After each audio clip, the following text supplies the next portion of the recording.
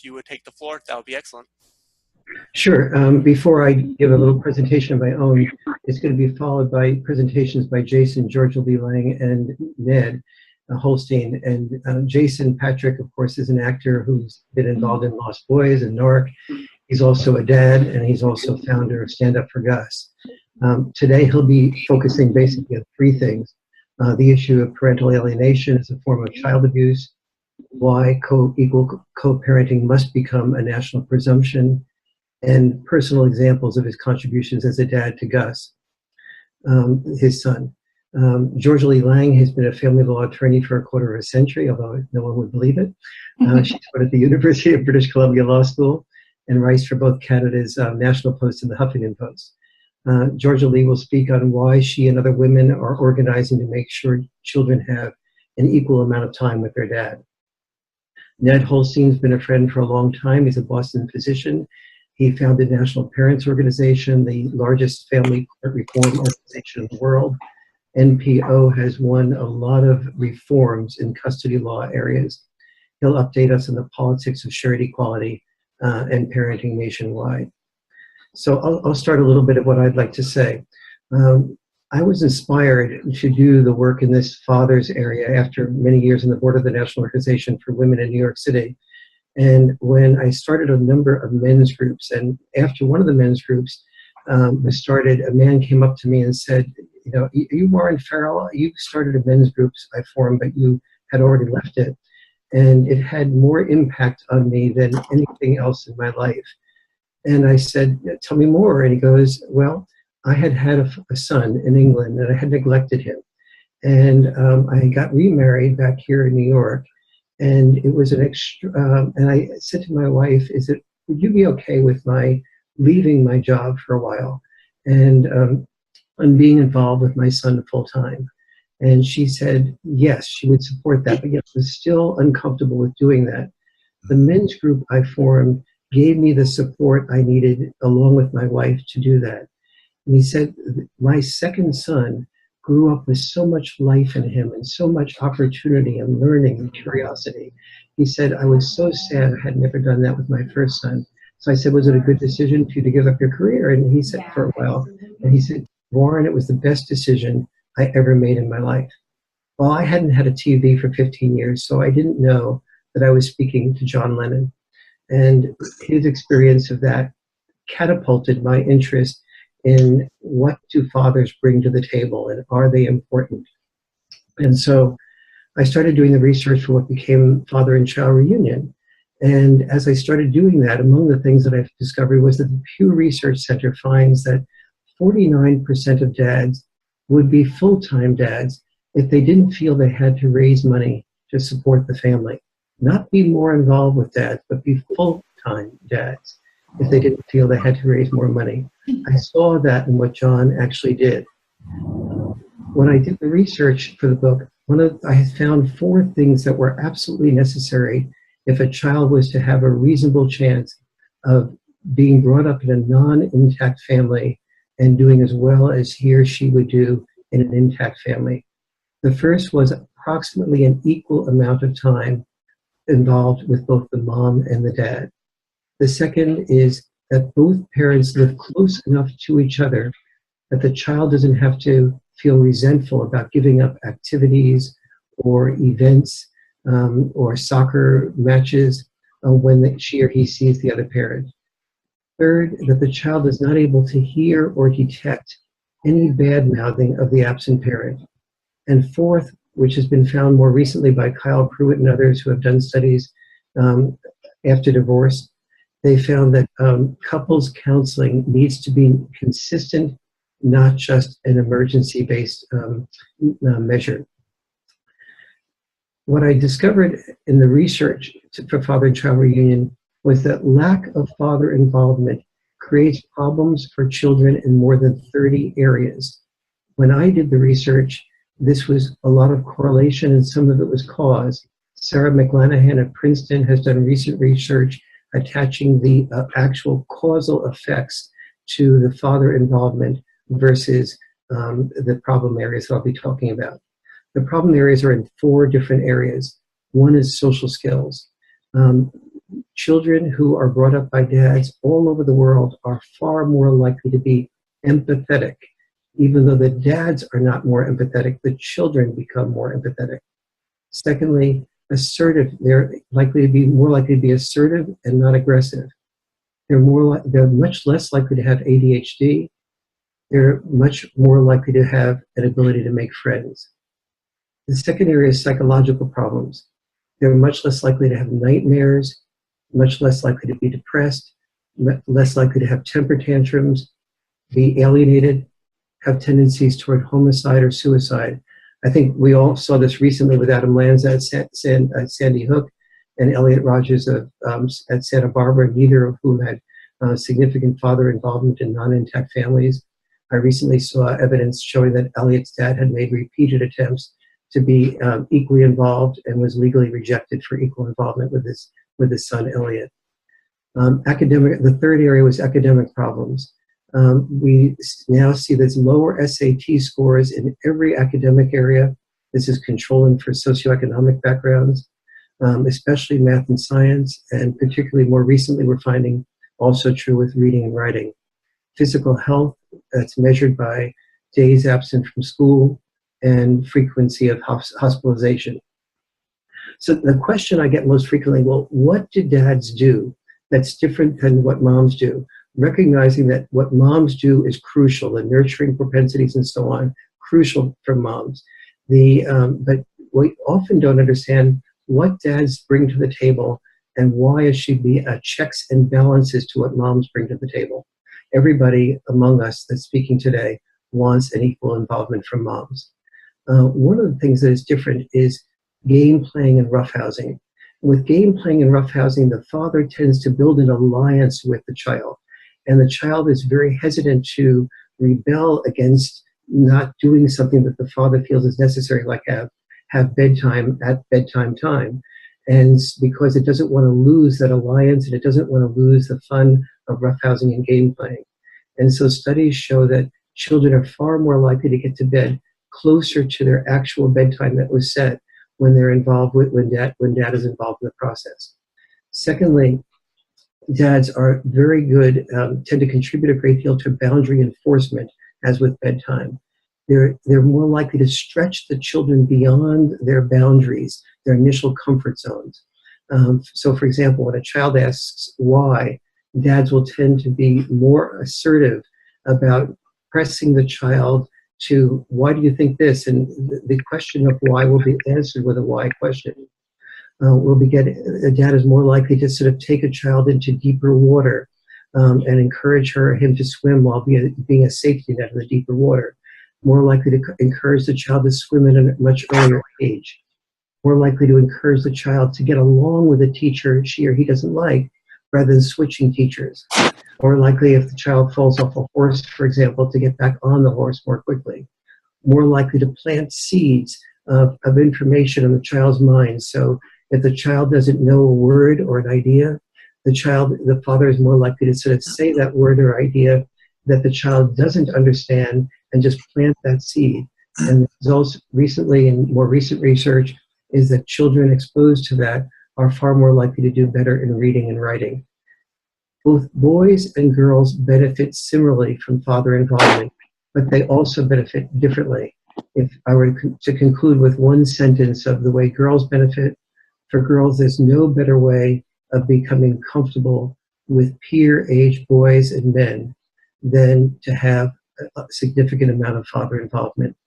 For boys, there's no better inspiration to become a great dad than to have a great dad.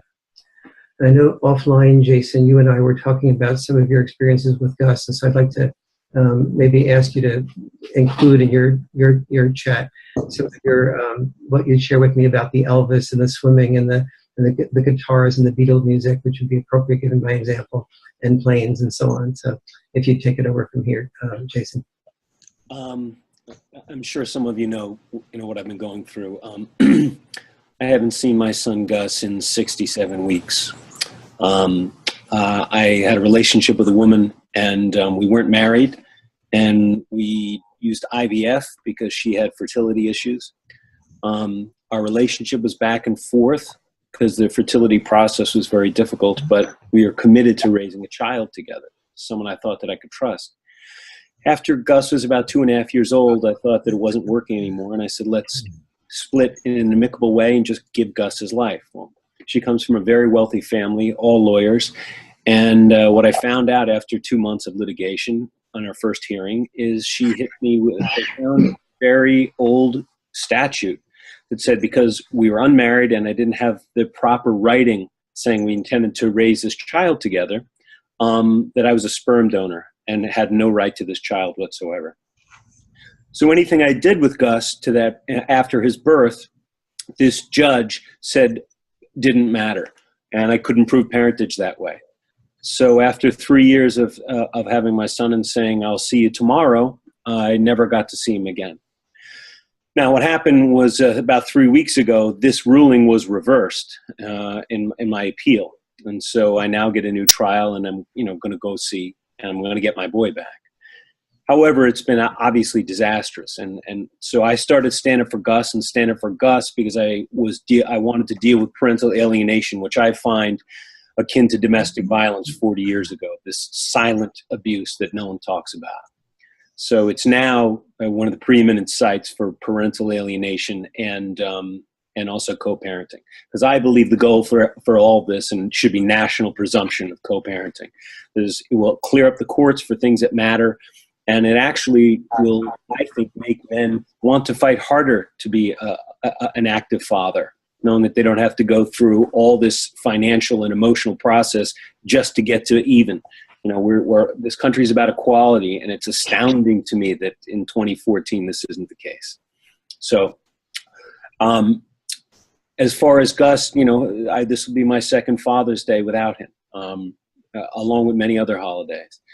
And I agree, what Warren was saying earlier about the checks and balances and the importance of that.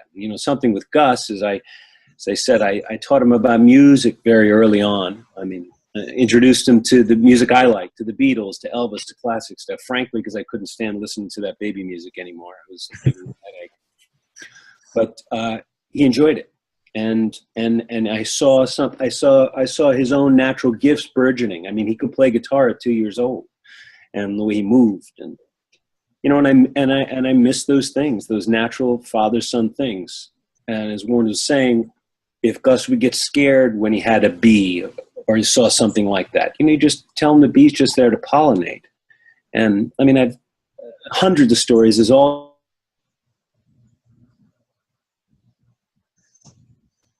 broken my heart, and through Stand Up for Gus, seeing all these parents, and unfortunately, the truth is, men are the one who get the short shrift most of the time. The fact that they're desperately fighting to be part of their children's lives, and then when you see these kids that have been alienated when they grow up, the guilt, the pain, the loss they have, and I've been given a forum where I can create awareness. I can give a narrative that is not the sole skewed narrative that's happening from the alienating parent, his mother, Danielle Schreiber. So I wanted to do that in a big way, not only for Gus, but for other people and other fathers, and to bring this to light now. And it's amazing how many people are affected by it. So anyway, that's pretty much where I am. I'm still dealing with the horrendous court process. My new trial probably won't happen for about 3 months. I'm trying to get visitation pending this custody. But as I said, I'm going up into a terribly, terribly bureaucratic and then many times corrupt system. And in the case of Danielle Schreiber and her father, Jim, hundreds of millions of dollars trying to keep a father away from his son. Now, mine's an extreme case, but in cases all over the place with less money and just packing up the car and moving with the child, it's amazing what a father has to do to be a part of that child's life. So everything's new. Thank you, Jason. It's really really touching and sad to me.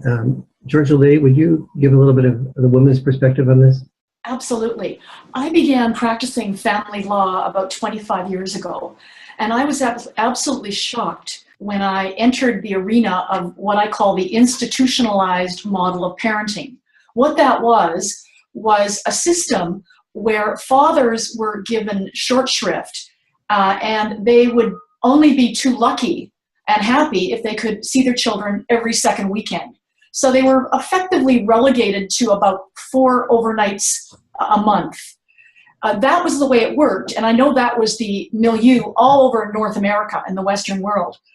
I also was shocked that parents, both men and women, were actively denigrating and trying to keep their children from the other parent.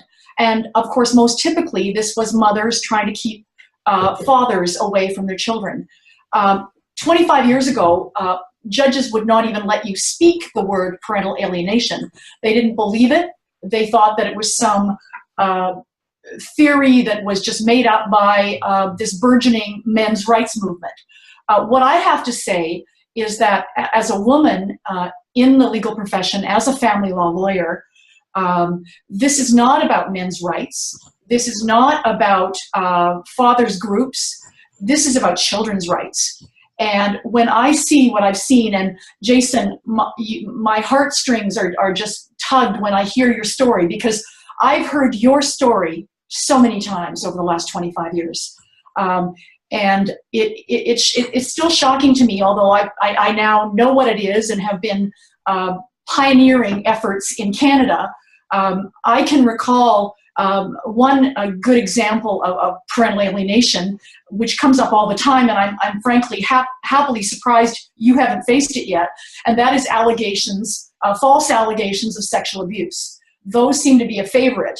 And I took on one of those cases about 20 years ago in British Columbia, and was able to have a polygraph test admitted for the first time in a court in Canada. It was a past polygraph by a father who'd been accused of molesting his 3-year-old daughter. So I've been working with fathers and mothers for the last 25 years. As I said, I've recently joined an organization called Leading Women for Shared Parenting. And this is a group of women worldwide. We're international: Canada, the United States, Germany, UK, Sweden. These are women who are politicians, leaders in their communities, psychologists, social workers from all walks of life, who don't have an axe to grind, but recognize that we are not doing right by our children by not speaking out and by not saying, please listen to us. Fathers need to be involved with their kids. I can tell you that in Canada, there was recently a vote in our House of Commons as to whether there would be a new shared parenting law in Canada. And I'm sad to report that the bill that advocated shared parenting was voted down resoundingly. But we're still working on it, and we're optimistic. The problem is that the judges they have this maternal preference, and they're hamstrung by it, because you see, our courts operate on the system of precedent. So what did the judge before you say about this issue? And what did the judge before him say? And so it's hard to break through, and the judges simply don't recognize that the new research simply shows that all of these preferences and all of the old law was based on mythology. It wasn't good research, and we now have good research. Anyway, as a woman and as a member of Leading Women for Shared Parenting, we strongly advocate for mothers and fathers to be equally involved, because it's all about the rights of the child. Thank you, George Lee. Terry Brennan has been very instrumental in organizing this Leading Women for Shared Parenting, and so we really have a lot of thanks for him too. And perhaps no one has been more potent in this country on the issue of reform of custody law than Ned Holstein. So Ned, I'll let you take it from there. Thank you, Warren. On behalf of National Parents Organization, Jason, I heard your story. It's poignant, it's disturbing, but like Georgia Lee, I've heard this story hundreds of times in recent years. Very upsetting, very disturbing that our society is still in the same place in some ways. Family court dysfunction is ancient. It goes all the way back to Solomon's edict to cut the baby in half. But now, family court dysfunction matters far more than it ever did before. Why? Because the living circumstances of at least 50% of American children are being determined in large and important ways by decisions of the family courts. Now, many people think that joint physical custody of children, shared parenting, is already here, that it's the norm. Not so. It's awarded in only about 15% of the cases. And so there are opposing tides fighting each other across America and Canada. In America, family law is made separately in each of the 50 states, and these battles are being played out in each of the states. Among these tides, number one, the research evidence supporting shared parenting is becoming stronger and stronger, as Warren Farrell eloquently described to us. Two, there has been a convergence of gender roles. This makes shared parenting common sense. Third, there is overwhelming public support for shared parenting among both men and women, and this is proven by numerous polls and surveys and research studies and even a ballot question organized by National Parents Organization. And four, there is increasing activism for shared parenting among parental organizations such as National Parents Organization. But entrenched interests are fighting back. Number one, money in politics. Attorneys can make big bucks if they can get parents to fight over custody of their children. And they are large contributors to the campaigns of state legislators. So by and large, in most states, the bar associations oppose shared parenting and the legislators listen to them. Also, radical extreme feminist ideologues, as opposed to ordinary feminists, oppose shared parenting and seem to have even more political power than they ever have before, even though rank and file women overwhelmingly support shared parenting because they understand that this is what is best for children, it's what children desire and need, and because it is fundamentally fair. Another opposing tide. 40% of children in America today are born out of wedlock. This creates complexities for shared parenting. The result, back and forth struggles in the 50 states, variable results, 2 steps forward, 1 step back, a deadlock, but a deadlock that is steadily shifting towards more and more shared parenting. Recent positive developments, Arizona, Arkansas, Florida, Massachusetts, Minnesota, Oregon, and even the entire continent of Australia. Bottom line, this movement is winning. Why?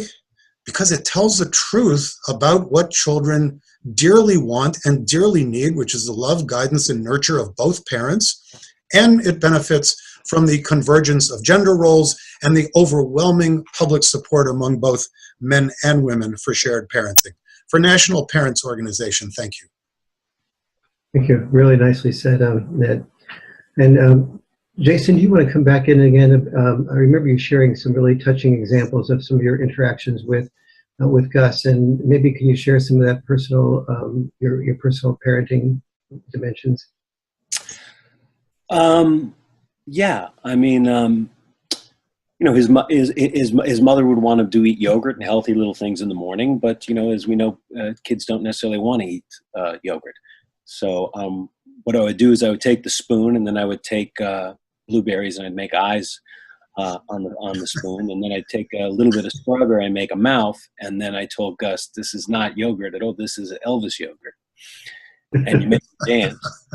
And then all of a sudden yogurt was no longer a problem. It's funny, I played his music for him, Elvis and things like that, and then when he was maybe, I'm going to say about 1.5 years old or tops, I said, you know what, Gus, I'm going to show you what Elvis looks like. And so I put him on my lap and put YouTube on, and we put, I think it was Don't Be Cruel on.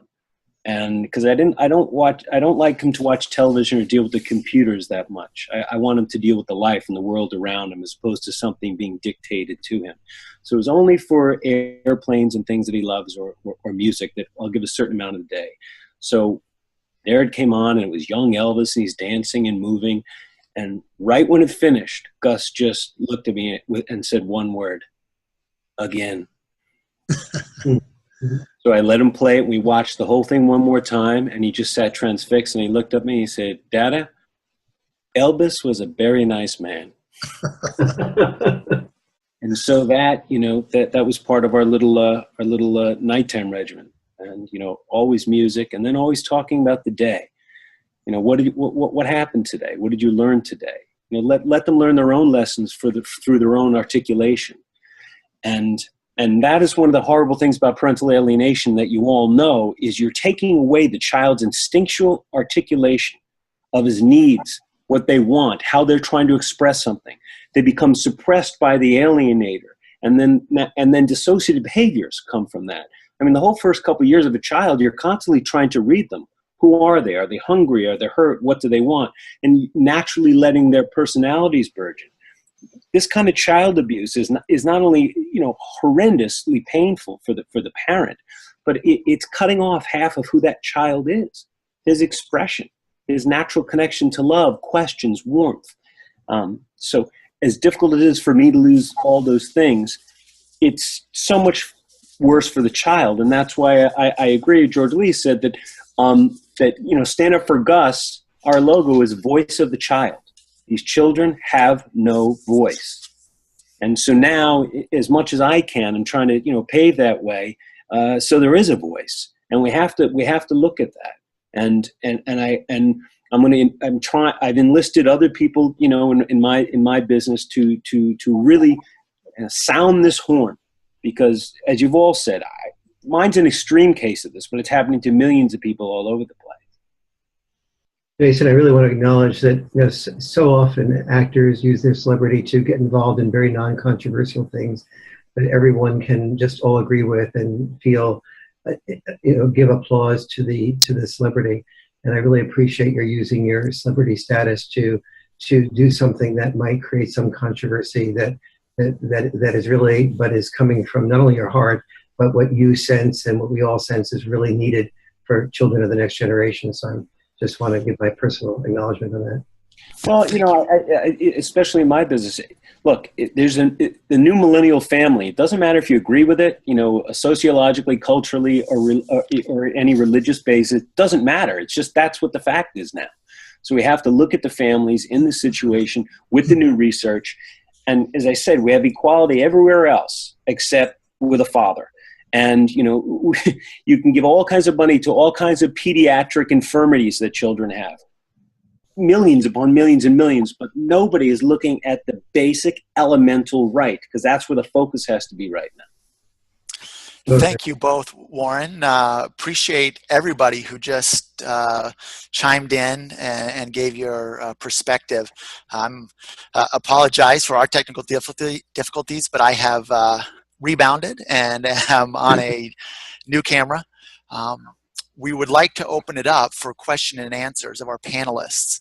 And there's a couple ways that we can do this from our participant audience.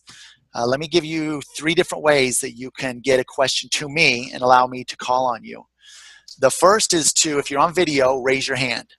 You raise your hand and I'll see who's got their hands up, and we'll just go through kind of one at a time with those questions. That's very easy. If you are not on a video and I can't see you, then there's a chat function. And if you're on a computer, that's at the bottom of the screen. If you scroll down with your mouse, you'll find a chat function at the bottom. And if you send a chat to Scott Winterton, you can scroll through the chats, or you can send a chat to all, and I'll see that as well and be able to ask that. There's also, if you're on an iPad, then you need to click on the participant button that's at the top of the screen. And that button will bring up a list of participants, and you can choose to chat to me individually, Scott Winterton, or you can chat to all, and that chat will come. That question will come up.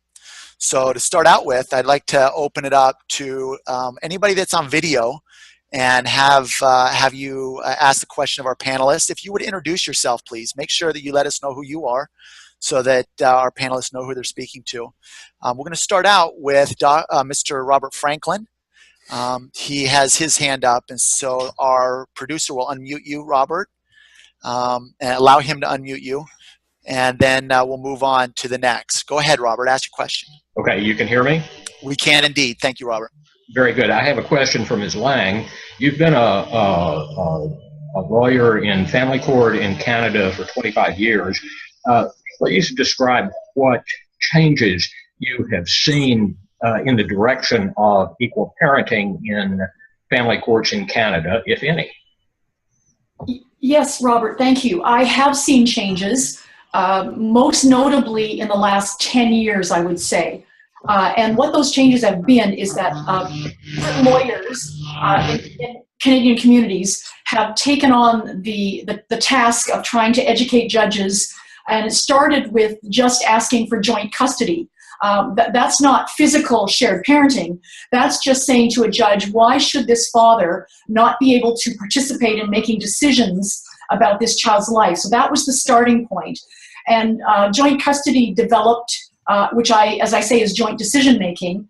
And then we got cases, of course, that established that was appropriate. And so that began to grow. And it's only, I would say, in the last 5 years that we have judges that are actually making shared parenting orders. But it's still very difficult to get a shared parenting order. But there is precedent now. And typically with an older child, you'll see judges making orders for a week on and a week off. With younger children, you'll see judges splitting the week, perhaps giving the mother the first Monday and Tuesday, father would have Wednesday and Thursday, and then they share the weekends. One takes a weekend and they do a week about on the weekends. So it has been gradual, it is changing, but the problem is that the judges don't have the legislation to be able to move any farther than they have. And I know, although there's 20 or so states in the United States that are now embracing shared parenting. We don't have that in Canada. And of course, we have another 20, 30 states in the United States that don't accept it. So it's still a road that we're moving up. Thank you, Georgia Lee, for your response. Robert, did you have a follow-up on that? Yeah. Now that you asked, I do. As I can't remember, someone pointed out, the social science on equally shared parenting is by now unquestioned that it benefits children and parents. So my question to you, Ms. Lang, is to what extent are judges in Canada aware of the extent of the social science on behalf that supports shared parenting? Well, Robert, I don't think they're very aware of it at all. Now, some of the best research has just come out in 2014. In January of 2014, an American scientist, Dr. Richard Warshak, published what is a treatise on shared parenting, which he did research and many surveys, and he also enlisted 110 other child custody and child development experts who signed on to his report. That's a phenomenal piece of research that I think will revolutionize the courts, but it's not being used. It's so new. And the courts, of course, the social science research they're interested in, but they are bound by precedent. So they'll say, well, counsel, yeah, I see that this is all changed, and this does suggest that shared parenting is in a child's best interest, but I have to follow the decisions of my brother or sister judges, and they don't permit it in these circumstances. So that's the trouble. We need the law to change, and that's why this is primarily now should be a political movement. Thank you, Georgia Lee. Appreciate that. So we have a couple questions coming up.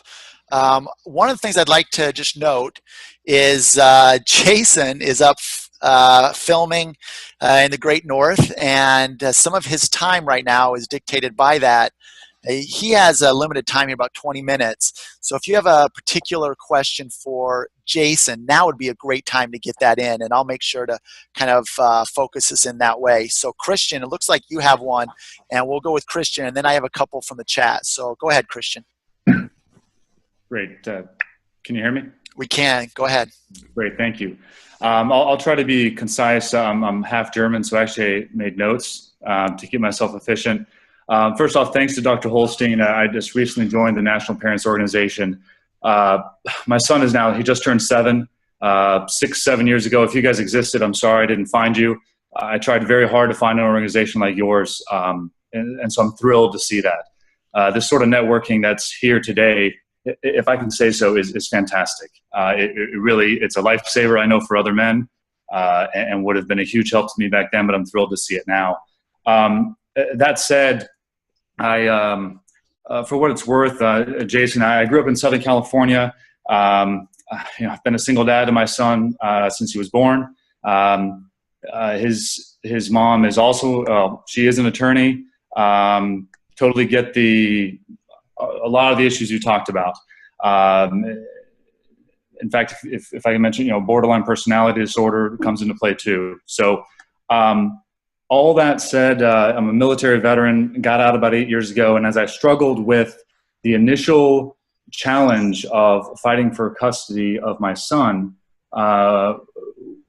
which has settled of late, but I'm still trying. One of the things I kept coming back to is a two-pronged approach. And we've touched on that in various ways. One is the political one, clearly. And that is certainly state dependent, as states have different laws. But there's certainly a national aspect to that. And the other part of it is the entertainment industry. And so I would be very interested to know Jason's take on that. I know, Jason, you mentioned that you've enlisted the support or help of some of your colleagues in the entertainment industry. And certainly that extends past actors and actresses. It goes into producers, et cetera. And you're much smarter in that arena than I am, obviously. But this whole challenge of children's rights, and I agree with Georgia Lee on that 100%, is certainly picking up steam. But I think there is a way to holistically attack this via politics and via the entertainment industry. And I'd be very interested in potentially partnering with you all, with Jason, with others, on building a comprehensive strategy to that end. So again, over to Jason to see what his thoughts are on coalescing the entertainment industry around this. Look, I mean, we only make movies about things that people want to see or that people are talking about. That's what happens in the movie industry. The first thing is to make this a socially unacceptable and to bring huge light to it. And that's when people start talking, because I have not done one show, and I'm sure you've seen, I've been everywhere. I've not done one where someone doesn't stop me on the way out. A cameraman, someone who works in makeup, saying, this happened to my brother. This happened to my father. This happened to me. Not one. It's everywhere. So the truth is, and as I said, I've said this before, I liken it to domestic violence. 40 years ago, when you heard people next door bashing the mom about, it was their business. No one said anything. That's what we were told, until it was not okay. And then you talk about it, and then it's unacceptable, and then there's political change. So, I'm trying to bring it out there as much as possible. And I've been very supported by, people and shows and all those other things. And then that moves into the political realm. I mean, look, with Stand Up for Gus, there's two things. There's a long-term goal, and that's changing legislation. But at the same time, my point was, I want to stop the bleeding. There are people bleeding out there right now. So we raised enough money in Los Angeles that I hired a lawyer at a pro bono firm for 1 year. And that lawyer is going to handle anyone that is dealing with custody for their child. Not alimony, nothing else, but been tapped out by the system and can no longer afford to fight because people give up. So that's the immediate. That's the immediate half we did with Stand Up for Gus. And the other thing is now is we are starting to work that political agenda. We've given money to, I think it was North Dakota or something, where there was a presumption of co-parenting on the bill, but they needed more money to help push that through, just even with signatures. So I really do think that all has to work together at the same time. And that's why these groups have to form a hub, and reach out that way. But it really is just about speaking and speaking loudly. Thank you, Jason. Thank you, Christian. We're going to move on. Terry Gaspard had a question for the group panelists as a whole. Maybe, Jason, you could address this from your side. But as a whole, can you, Terry asks, address the role that moms play in the issues we're discussing? Warren, why don't you start and then disseminate to the panel as you will. Yeah, there is a wonderful film that has just come out called Chef, which is an extraordinary story of a father and a son's relationship and how it develops. But one of the things you see in that movie is that the mother is cooperative. The mother actually encourages the father to get involved. The mother encourages the father not only to discover himself, but discover his son. And you can see the way the son brightens, the way the son releases from depression, the way the son releases from alienation. And it's, I think in the entertainment industry, this, supporting a film like this, which doesn't make the mom bad, but shows a role model for how moms can get on board and support dads for full involvement. And it takes a lot of it through the eyes of the son, and you see the child getting involved with things that it would never have gotten involved with before, and moving from a relatively alienated child to a completely involved child. And then I won't do a spoiler alert on this about what happens at the end, but it's really a sweet ending as well. So the larger point there is tying it into, Jason, what you're doing in the entertainment industry is that the models of both father participation and mother participation, like Georgia Lee Lang is talking about, in father participation, recognizing that it's part of a motherhood instinct to understand that the child needs the father as well as the mother, that should be the redefinition of a motherhood instinct, is not overprotecting a child, but getting the child involved with the checks and balances of mother nurturance and mother protection and father stretching and father encouragement. Any thoughts, Jason, on that? I agree. I mean, it's just like anything. It's just having positive models, that we see. But I also think that, it's important. It's important to look at this situation as something that really has to be akin to all the support that people have given women's rights all those years ago. It is inconceivable right now to think that that a woman deserves less pay, less social standing, or anything other than a man does. I'm not saying that happens, and a man because it doesn't in many, but it's inconceivable to speak in any other way. Yeah. The idea that somehow a father is not a 50-50 parent from the get-go, from the presumption, from the baseline, is what really has to be addressed, because otherwise, this idea of, someone had mentioned before, that I think it was Georgia Lee, about allegations thrown out. That's already, of course, starting to happen to me. And it's allowed to happen because you start as an underdog. So if anything, whether it be the entertainment industry or specifics that we're looking at as far as the father, we are not underdogs. Warren, I wonder if I might add something. I was just going to ask you if you would add something to that. Thanks. Timing perfect. In response to the question as to in what manner this has to do with women, it has very, very importantly to do with women. This is, although there is unquestionably gender bias in the family courts, this is an important issue for women for a bunch of reasons.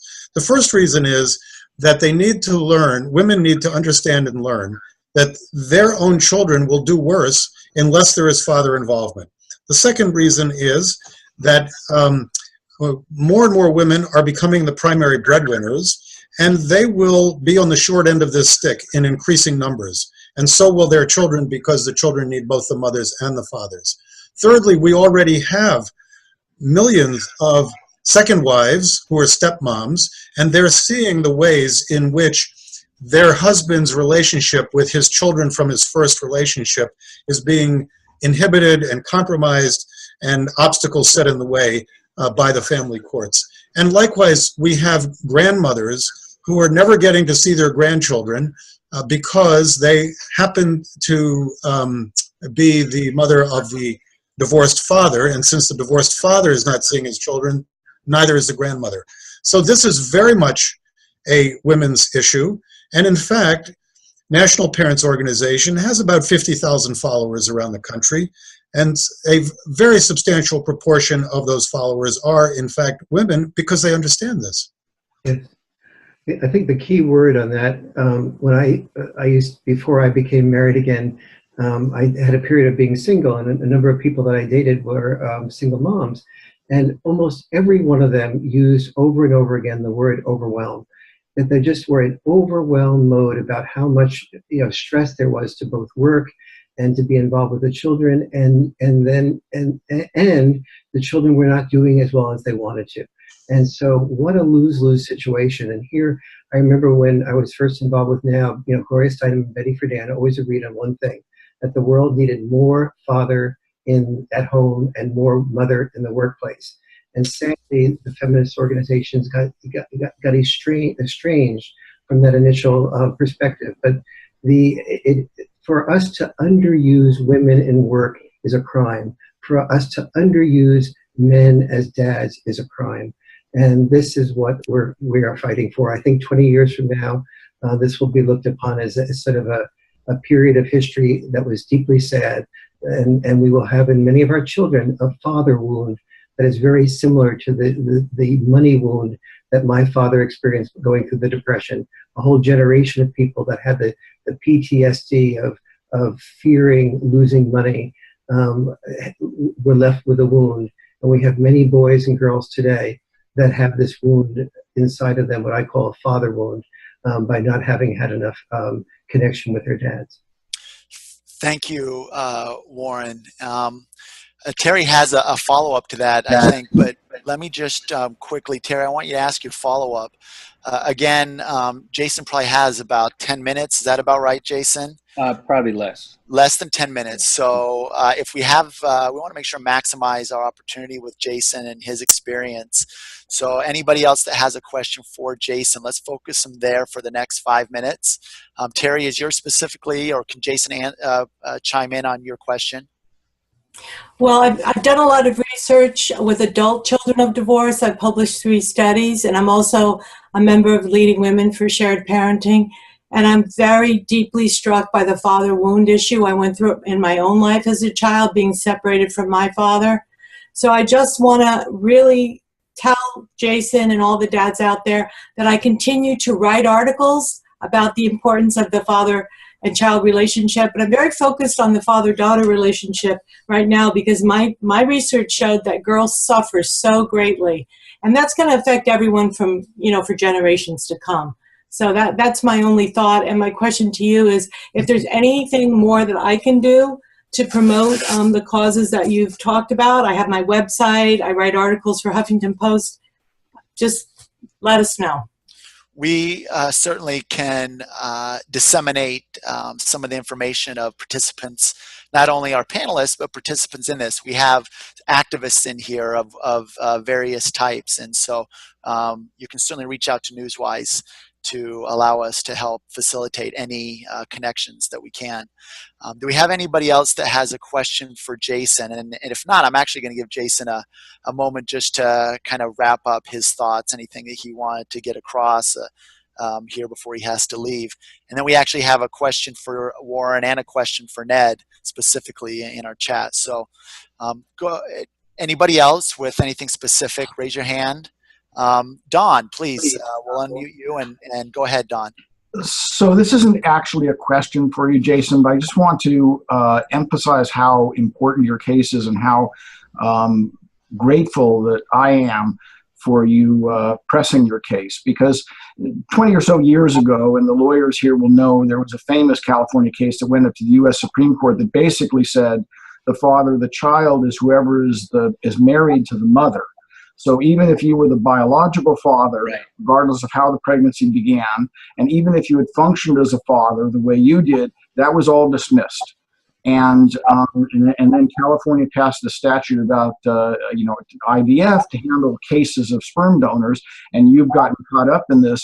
And what the appellate court did in your case, as I understand it, and correct me if it's wrong, if this is wrong, is to focus on the social role you played as a father, and to say that gives you standing to pursue shared parenting and contact with Gus and so forth.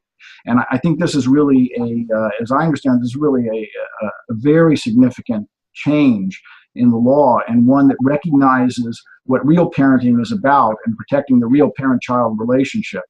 So I want to thank you for that, and correct me if I've gotten any of this wrong. No, that's correct. There was 2 statutes. One is 7613, which says if an unmarried man and woman go to a clinic and the man gives his sperm to impregnate the woman, if they don't have a writing agreeing to raise that child, he has no natural rights. Now that was made to protect sperm donors 40 years ago, and also women from them coming back. Now, I went to that clinic and I signed 20 pages of intended parent forms. The word parent means to beget, birth, raise, or nourish a child. this court found or this judge, I should say, found that was not adequate. Now, what you were talking about, the social and the parenting aspect, that was Statute 7611 of the Uniform Parentage Act, which is any man who holds a child out as his own and takes him as home can there prove that he is a parent. And the same thing can happen with a woman as well. This judge said that if I was deemed a donor by one, I was unable to show the other. And this was reversed. Now, it's seminal in the sense that it is good, and not only in my case, because you can imagine how many unmarried men are using IVF right now and have no idea right now. If I didn't win this, I could have been with my partner for 16, 17 years. She could have met someone else, and therefore she decided to leave. I would have no rights. Not one thing I did afterwards is someone followed that interpretation. So it is major in that sense. And it's going to have ripple effects because people are going to be looking at the importance of the relationship. And it's going to happen in same-sex marriages and all the other things. So, and just pressing on anything that puts focus on the father-child bond, the mother-child bond, and the importance of that to the child, it can only help. So, as I said, for me, that there's still a road. I still have to go and improve this ridiculousness, but I'm going to win. And I've got incredible support from people all over the place and how it's touched them. So that's what keeps me going. Well, thank you, Jason. It seems you have a good bit of support amongst the group that has joined us today. It looks like there are a lot following what you're doing. So I'm going to give you a big thanks. Feel free, please, Jason, to stay on. I'm not ousting you from the panel. I would stay, but I have to work. But I thank you all. And, anything we can do, just come to Stand Up for Gus. I really believe the more we get a big hub of things going, the better for everybody. Wonderful. We actually have a stand-in for Jason on as well that's helping us, Chris Blanchard, who's leading his Stand Up for Gus Foundation. So we have Chris on with us who's standing in. There's Chris chimed in right there. So we actually have a stand-in for Jason's he had to leave. So let me get to the next question. The next question was from Mark Hendrick. And Mark asks for Ned. He says, I was wondering whether Massachusetts, where most of the national parents organizations' efforts seem to have been focused, is the most likely to generate results. He wonders if there's other states where that maybe political leanings would be more receptive. Ned, could you address that issue? Well, I think the premise is a little off. We have accomplishments in many states, including California, Ohio, Massachusetts, and several others. I believe that we can make progress in any state in which people put out the energy and the determination and the commitment to give both of time and money. If they do those things, we're going to win. And we're going to win for the reasons I said earlier. And that is that basically we are telling the truth about what children need. Secondly, that gender roles have converged. And thirdly, that there is overwhelming public support among both men and women for our position. So we will win, but it will take effort and funds to win this battle for the benefit of our children and future generations. Thank you. I appreciate you addressing that, Ned. We have another question now from Paul Elam. Paul asked Dr. Farrell, this is for you, how do we overcome the huge obstacle of increasingly radical feminist community that is now labeling the fathers advocates as abusers and lobbying and working very hard to demonize efforts to change laws? This is, first of all, it's a really good question, and it's a more challenging question than meets the eye at first, because the initial thing is education. But as Ned was saying a little bit ago, many of the polls are showing that 80 to 85% of people support equal involvement of both parents, and so a lot of the education underpinning has been done. Now, one of the things that very few people understand is the Violence Against Women Act allows this type of journey to occur. A mom and dad are about ready to get divorced, and the mom really feels that she wants to be able to, say, move to where her parents are and start her life over again, maybe with a new boyfriend. And she gets an attorney, and the attorney says to her, listen, you don't have the right to sort of just take the children away from the father, unless, of course, you fear the dad. Well, has the dad hit you? And the mother goes, no, he hasn't hit me, but he's, raised his voice and shouted at me, and then in some ways I do fear him. Okay, then that's a working standpoint. And then that allows the judge to appeal to the Violence Against Women Act funding that allows her to have, even if she's poor, a significant amount of legal support. And so that becomes, and so a huge amount of funding, billions of dollars, is put toward supporting women who make accusations like this that allow them to have legal help without and it's called the Violence Against Women Act, which is sexist, of course, and really unconstitutional. It violates the 14th Amendment to not protect both sexes equally. And so this is the type of political fighting that needs to be done. However, I think it's really important for us to both do the education we now have the cause data that shows that children who are involved with their fathers do better and it's not just correlation. We now have the Warshock study that Georgia Lee Lang was mentioning a little while ago, which has experts from all over the country saying that children need father involvement even when they're under the age of 4, and they need it half time, or approximately half time, actually 40% or more seems to be the working amount. And so this information has to get out there. We are confronting also the liberal press, which I am politically liberal, but the press is not a friend of this issue. But the ripple effect needs to start to begin to press the press and develop a media like mainstream media that the Voice for Men has established, which gives alternative points of view. Many people on this call are journalists who have begun to spread the word. For the first time in history, through the internet, we have the option of putting out an alternative message that is not just mainstream media dependent. So all of these things have to work together. But I think one of the most potent things is things like the film Chef and writing scripts for TV series on HBO and so on that incorporate positive images of fathers. Warren, may I add a brief word? Sure. Very quickly, the reason that it's so easy to be labeled abusers and batterers and molesters, and for this mere accusation to become, in the eyes of the judge, an established fact based on no evidence, just accusation, is because we are always in the position as a movement of we're the ones in the audience waving our hands during the question period saying, but, whereas our opponents have been up there for 45 minutes giving the main presentation. They're the headlines and the main story in the paper, and we're the last paragraph saying, yes, but, yes, but, yes, but. The minute that we are on an equal plane with our opponents, we win. Because our message is so simple. Our message is we love our children. We want to help raise them. They can't beat that. This is a message of love. This is a message of care for our children. We will win the moment we are on an equal plane with our opponents. How do we get there? We get there through commitment of people who are understanding what the problem is and are willing to give time, money, and join in membership.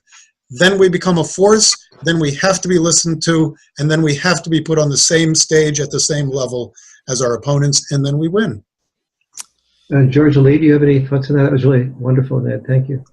Well, just a couple of things that we've discussed. First of all, the issue of, what role do moms play and how does that play out? What I've seen over the years is it seems that women have been socialized to accept and to expect that they will be sole custodial parents. So when women come into my office, and I act for as many women as I do men in my law practice, but they seem to think that that's just the way it is. And so it takes education, lawyers educating their female clients to let them know that there's a whole sea change in the way courts are approaching it and the way the psychological literature is opening up these new avenues that show us that some of the old theories about raising children are just that. They need to be abandoned. So that's one of the issues. The other thing I hear women saying to me in my office is, I don't understand this. When we were married, he was working, 8, 10, sometimes 12 hours a day. And I don't understand why now he wants to be more involved. And so that is a primary question that a lot of women ask, and how I respond to that after having conferred with a number of psychologists, because that was a question that women ask a lot. Why now? And the answer I give to these women and to my clients is I say, things have changed. During the marriage or the relationship, there was this division of labor, and you focused on the home, and your husband focused on earning a living and doing activities outside of the home. But now that's changed. And so your husband has lost his relationship with you. The marriage is no longer intact.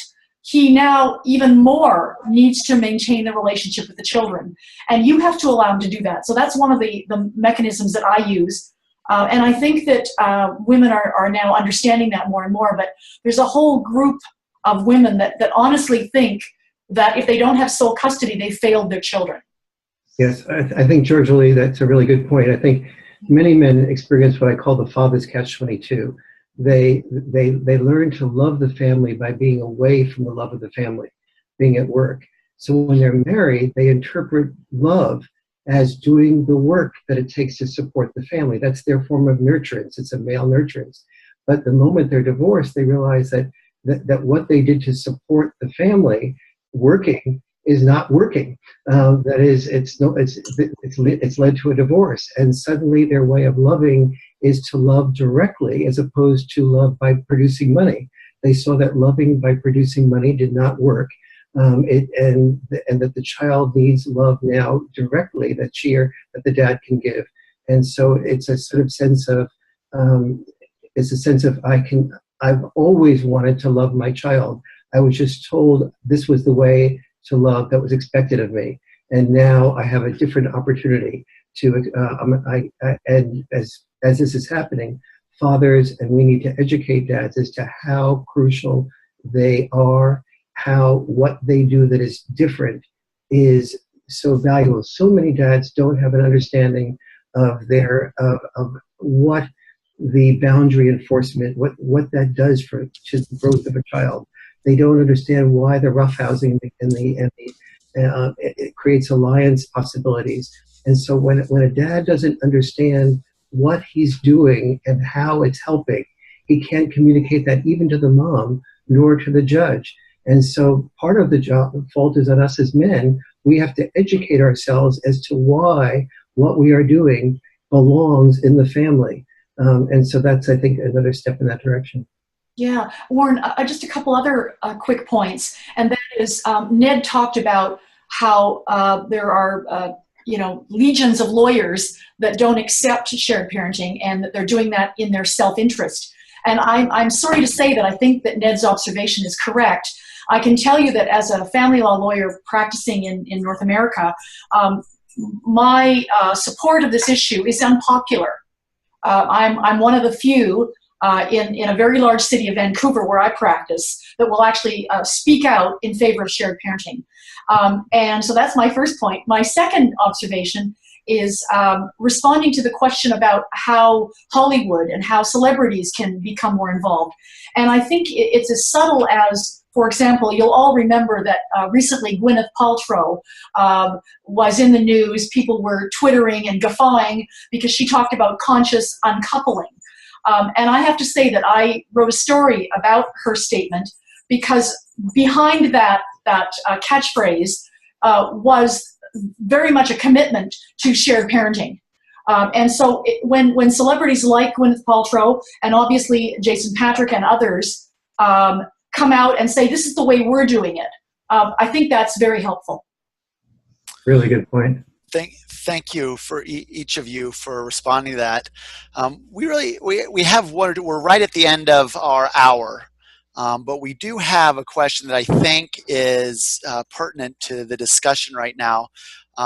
Chris, if you've had experience or feedback within this, I'd love to get your take on it. You may or may not have addressed this with Stand for Gus, but the question is this.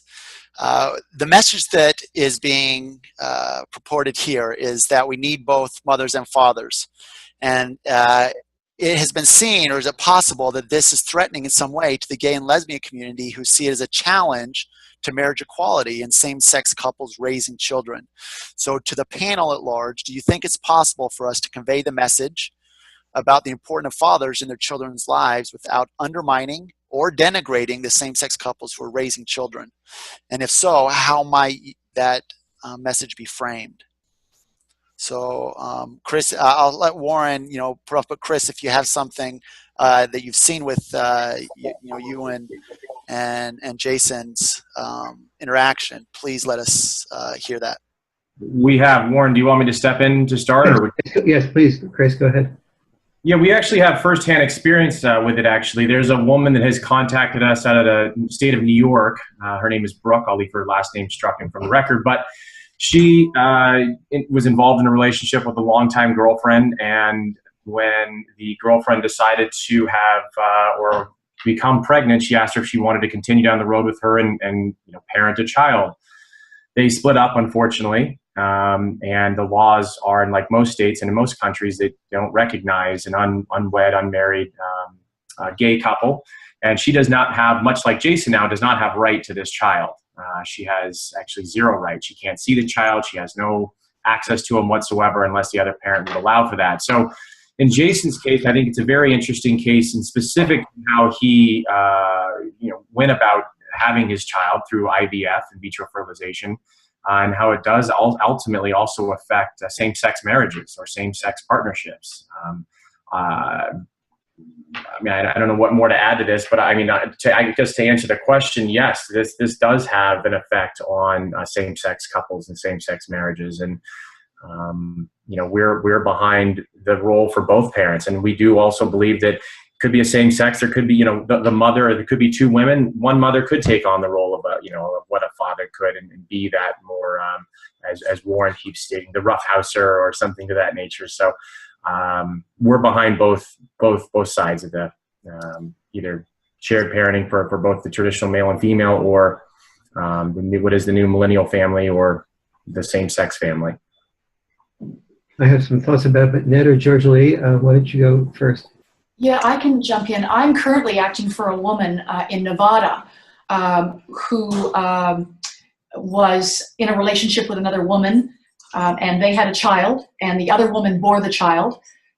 Their relationship broke down, and the woman went on to her new partner and has completely cut out her previous partner, my client. And so she's now fighting desperately in the Nevada courts to get contact, to have any relationship with her child. A recent development is that the mother, the biological mother of the child, has recently died. And she's now the remaining psychological parent, or social parent, if I can use that expression. And the court still will not let her see her daughter. So certainly same-sex couples are struggling with these same issues. And it's interesting, some of the same-sex couples that I've worked with, when they're lesbians, they often will be very concerted, make a concerted effort to have male friends be involved in their children's lives, because they recognize what men bring to children. And so when they don't have those attributes, but they enlist their male friends to be a part of their child's life. Very good. Ned? Well, National Parents Organization has supported the rights of the non-biological mother in a lesbian relationship in front of the Massachusetts Supreme Judicial Court. So we believe that where there are established parental relationships between a child and parents of whatever gender or sexual preference, that those should be respected and honored. Now, the question arises, will there ever be a case in which there are conflicts between various people claiming to be a parent? And I think that becomes very detail-specific, detail-sensitive. I think it can be worked out. I don't think it's an impossible problem to work out once you have established respect for all of the elements in this triangular relationship, both people who are functioning as parents who are same-sex, and also for the external biological parent, who's usually a father, but not always. Once we have a humane respect for what all of these people have to offer to the child, then these conflicts can be worked out. They will be detail specific. Good. I have seen some studies saying, showing that children raised by gay dads do well. I haven't seen studies in either direction about lesbian women raising children, so I'd be interested in seeing what the outcome of that is.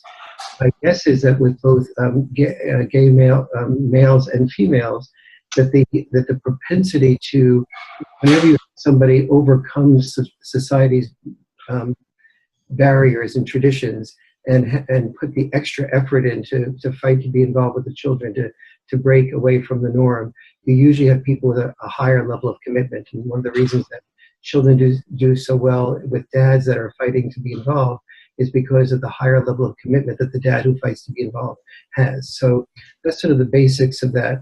I think politically speaking, when we have fights between surrogate moms who say that it's my body, my choice, and the other mom that had a contract with that mom to have that child be in the womb for the purpose of eventually being taken care of by the other mom, I think in those fights will be a great deal of help for equal rights to dads, and to sort of say that there's something else going on here than a body in my womb means I have the right to that body for the rest of my life. That's going to be something that will be challenged. Surrogate parenting will be, and the rights of the original mom that created the contract, or the original parents that created the contract, is going to be a real step in the right direction to saying that the interests are about the children and what the evidence is that we have about the children doing well under what circumstances. So I think that those are some of the things that are down the line politically. But I think whenever a child can have contact with his or her biological father, that biological father or the biological mother, those are 50% of who that child is. And we know from adopted children that very frequently the adoptive parents are just wonderful and devoted, but very frequently this child still wants to know who is the half of me that is my dad, or who is the half of me that's my mom. And we need to help the child have the answer to that question, because that child's genes are half the genes of the biological mom and dad as well. Thank you, Warren. We have one more question that I'd like to, Robert, we're here at the end of our time, but Robert, I'd like to give you the honor of the last question for our panelists. Lucas has unmuted you. Go ahead, Robert. It's not so much a question as a point of information.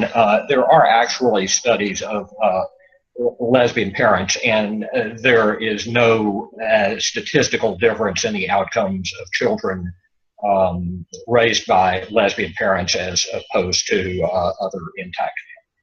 Great to hear that, Robert. Would you be good enough to send some of those links for me? I can dig that up. Yes, I will. Thank you. Thank you, Robert. So I think we've exhausted our questions. I'm sure there would be some more out there where we're given some one-on-one time. But I would really like to just thank, first I'd like to thank Liz Dowling.